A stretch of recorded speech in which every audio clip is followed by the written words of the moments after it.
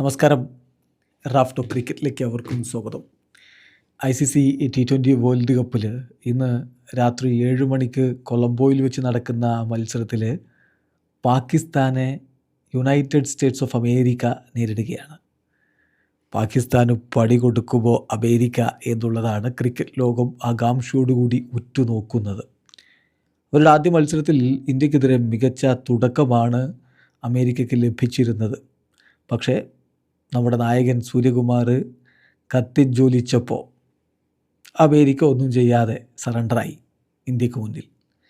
അതേസമയം പാകിസ്ഥാനോ നെതർലൻഡ്സിനോട് ശരിക്കും മുട്ടിടിച്ചിട്ട് ഒടുവിൽ ഫഹീം അഷ്റഫിൻ്റെ ഒരു ബ്ലൈൻഡ് ഇന്നിങ്സിൽ അങ്ങ് ജയിച്ചു കയറിയതാണ്. ഒരു ക്യാച്ചൊക്കെ ഡ്രോപ്പായിട്ടൊക്കെയാണ് സംഭവിക്കുന്നത്. രക്ഷപ്പെട്ടു പോയതാണ് പാകിസ്ഥാൻ. അപ്പോൾ പാകിസ്ഥാൻ അമേരിക്കയ്ക്ക് മുന്നിൽ സറണ്ടർ ആവുമോ? അതാണ് ഇന്ന് നമ്മളൊക്കെ ഉറ്റുനോക്കുന്നത്. മികച്ച രൂപത്തിലുള്ള പ്രകടനം USA പുറത്തെടുത്താൽ പാകിസ്ഥാനെ ഒന്ന് പിടിച്ചുലക്കാൻ പറ്റുമെന്നതൊരു യാഥാർത്ഥ്യമാണ്. ഇന്ന് രാത്രി 7 മണിക്ക് കൊളംബോയിലാണ് ഈ ഒരു മത്സരം നടക്കുന്നത്. ടീം ന്യൂസ് നമുക്കൊന്ന് നോക്കാം. ഇപ്പോൾ പാകിസ്ഥാൻ്റെ ടീമിൽ വലിയൊരു മാറ്റം ഉണ്ടാകുമെന്ന് നമ്മൾ പ്രതീക്ഷിക്കുന്നില്ല. ബാബർ അസമിൻ്റെ സ്പോട്ട് മാത്രമാണ് ഒരു കൺഫ്യൂഷൻ. അദ്ദേഹം മികച്ച പ്രകടനമല്ല ഇപ്പോൾ നടത്തുന്നത്. കഴിഞ്ഞ കളിയിൽ ടീമിനെ രക്ഷപ്പെടുത്താൻ ഒരു ആങ്കറുടെ റോളിൽ കളിക്കാനുള്ള അവസരം ഉണ്ടായിട്ടും വളരെ ഇമ്പോർട്ടൻറ്റ് സമയത്ത് വിക്കറ്റ് നഷ്ടപ്പെടുത്തി. അങ്ങനെ ഒരു ക്വസ്റ്റ്യൻ മാർക്കായിട്ട് നിൽക്കുകയാണ് ബാബറിൻ്റെ സ്ഥാനം. എന്നാൽ ബൗളിംഗ് കൃത്യമായ പ്ലാനിങ്ങിനനുസരിച്ച് തന്നെയാണ് മുന്നോട്ട് പോകുന്നത്. സോ ഒരു വലിയ മാറ്റം പാകിസ്ഥാൻ്റെ 11 നമ്മൾ പ്രതീക്ഷിക്കുന്നില്ല.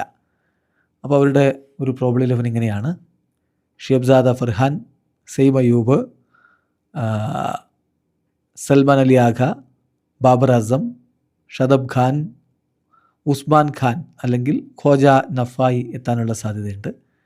Then Muhammad Nawaz, Faheem Ashraf, Shaheen ഷാഫ്രീദി, Salman Mirza,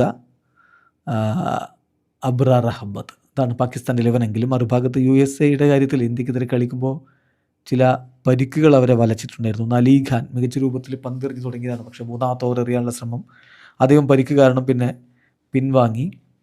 leg injury കാരണം ഇന്നത്തെ മത്സരം അദ്ദേഹം കളിക്കാനുള്ള സാധ്യത കുറവാണെന്നാണ് ലഭ്യമാകുന്ന വിവരം.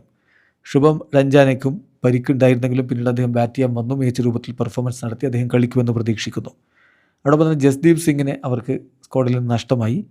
പകരം അവർ മുൻ പാകിസ്ഥാനി താരം ഇഹ്സാൻ ആദിലിനെ സ്ക്വാഡിലേക്ക് കൊണ്ടുവന്നിട്ട്, പാകിസ്ഥാൻ ഇൻ്റർനാഷണൽ ആയിരുന്നു അദ്ദേഹം, ഇപ്പോൾ അദ്ദേഹം USAക്ക് വേണ്ടി കളിക്കുന്നു.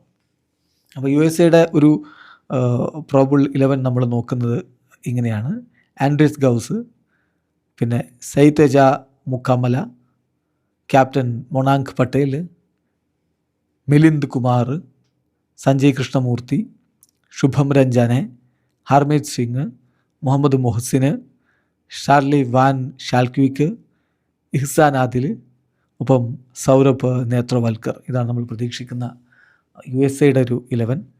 ഏതായാലും ഏത് രൂപത്തിലുള്ള പെർഫോമൻസ് നടത്താൻ പറ്റും USAക്ക് against Pakistan, just wait and see.